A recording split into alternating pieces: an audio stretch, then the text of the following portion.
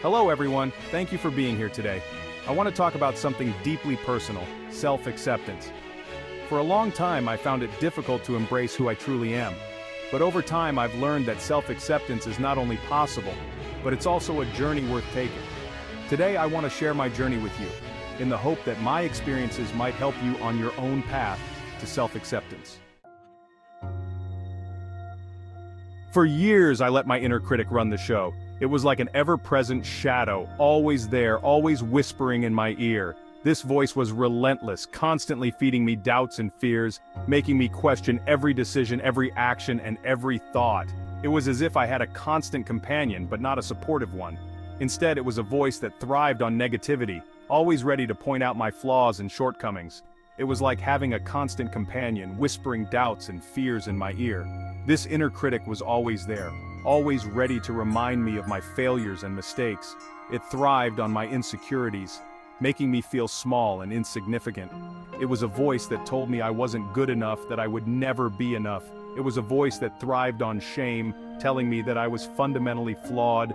This voice thrives on shame, telling us we are fundamentally flawed. It convinces us that our mistakes define us, that our imperfections are all that we are. It makes us believe that we are unworthy of love, success, and happiness. It feeds on our fears and insecurities, growing stronger with every negative thought. But here's the thing about the inner critic. It's not who we are. It's just a part of us, a part that we can learn to recognize and challenge. But here's the thing about the inner critic. It's not who we are. It's just a voice, a collection of negative thoughts and beliefs that we've internalized over time. It's not the truth about us. It's not our true self. Recognizing this was a game changer for me. It was the first step on my journey towards self-acceptance. It was about understanding that those negative thoughts didn't define me. They were just thoughts, and I had the power to challenge them. Recognizing that voice, separating myself from it, was the first step on my journey towards self-acceptance. It was about learning to see the inner critic for what it was, just a voice, not the truth. It was about learning to challenge those negative thoughts, to question their validity. It was about learning to be kinder to myself, to treat myself with the same compassion and understanding that I would offer to a friend. It was about learning to see my worth, to recognize my strengths and achievements. It was about understanding that those negative thoughts didn't define me. They were just thoughts, and I had the power to change them. I had the power to choose a different narrative, one that was more supportive and empowering. I had the power to silence the inner critic, to take back control of my thoughts and my life. It wasn't easy, and it didn't happen overnight. But with practice and persistence, I began to see a change. The voice of the inner critic began to lose its power over me. As I practiced recognizing and challenging my inner critic, its voice began to lose its power over me. I began to feel more confident, more at peace with myself. I began to see my worth, to recognize my strengths and achievements. I began to treat myself with more kindness and compassion. And in doing so, I began to silence the inner critic, to take back control of my thoughts and my life. It was a journey, but one that was worth every step. Oh, perfectionism, that seductive trap disguised as a path to worthiness. I believed that if I could just be perfect, then I would be worthy of acceptance. But here's what I've learned. Perfectionism is a shield we wear to protect ourselves from vulnerability. Letting go of perfectionism was about recognizing that our worthiness is not contingent upon being perfect. As I started to let go of the need for perfection, I experienced more joy, freedom, and authenticity in my life. Vulnerability. It felt dangerous, like exposing my soft underbelly to the world. But here's the paradox. Our vulnerability is our greatest source of strength. It's where our courage, compassion, and capacity for love reside. Embracing vulnerability meant letting go of the need for control and allowing myself to feel my feelings fully.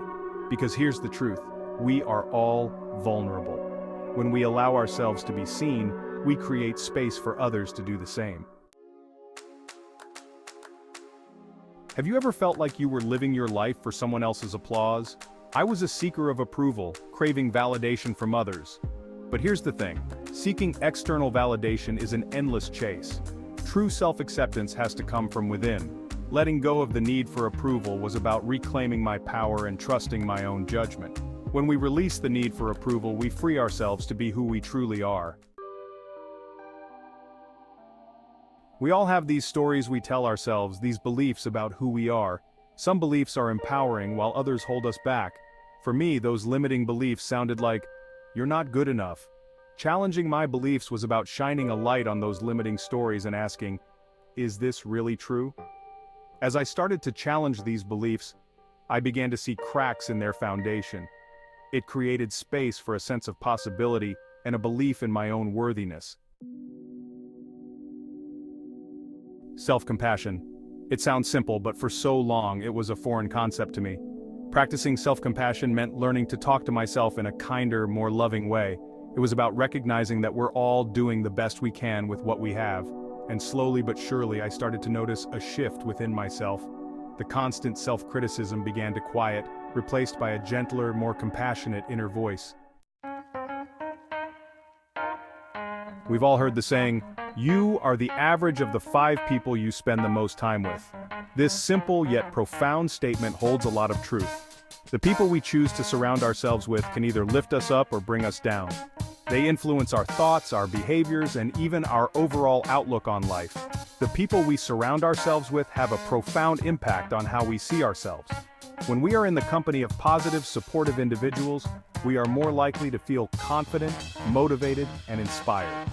These relationships can act as a mirror, reflecting back to us our best qualities and encouraging us to strive for our goals. Surrounding myself with positivity meant cultivating relationships with people who uplifted me. It involved seeking out friends who shared similar values and aspirations, who were genuinely happy for my successes, and who provided a shoulder to lean on during tough times. These connections became a source of strength and joy, helping me to navigate life's challenges with a more optimistic perspective.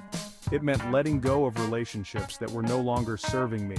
This was not an easy process. It required a lot of introspection and courage to recognize which relationships were draining my energy and holding me back.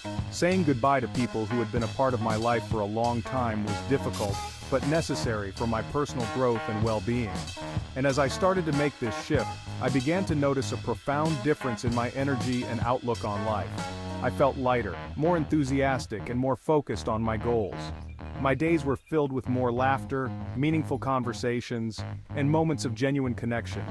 The positive energy from my relationships began to spill over into other areas of my life, making me more resilient and hopeful. When we surround ourselves with positivity, it becomes easier to see the good in ourselves. We start to believe in our potential and our ability to create a fulfilling and joyful life. Positive relationships act as a support system, providing encouragement and motivation when we need it most. They remind us that we are not alone and that we have the strength to overcome any obstacle.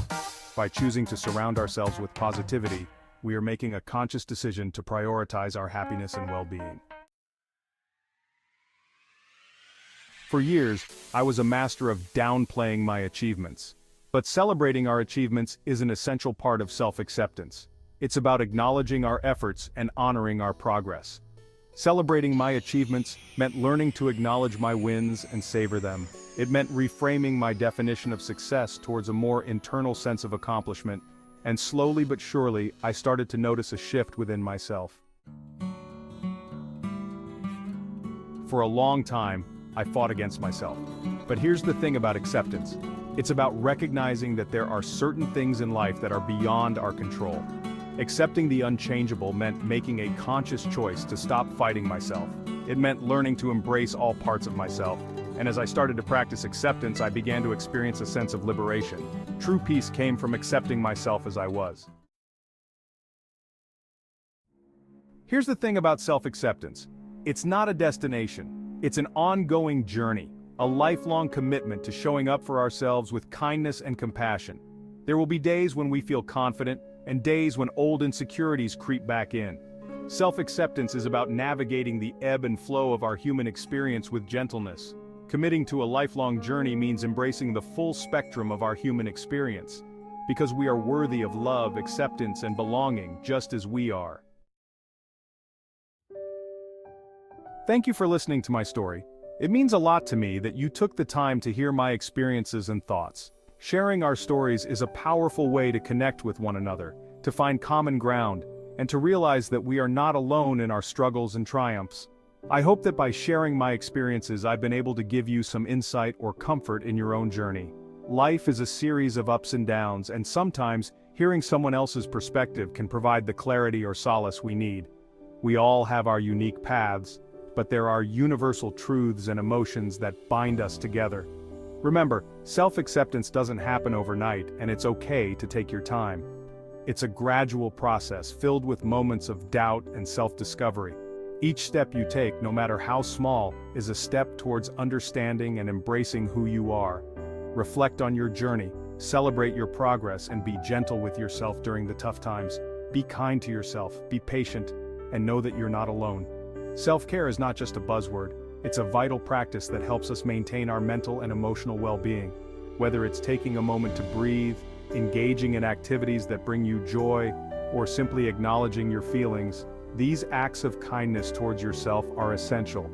We're all in this together, each of us navigating the complexities of being human. Our shared experiences and collective wisdom can be a source of strength and inspiration. Reach out to others, share your stories, and listen to theirs. In doing so, we build a community of support and understanding that can help us all grow. So let us continue to choose courage over comfort and embrace the journey of becoming who we truly are. Embrace the challenges, celebrate the victories, and remember that every step you take is a testament to your resilience and strength. Together, we can face the unknown with confidence and hope, knowing that we are not alone on this journey.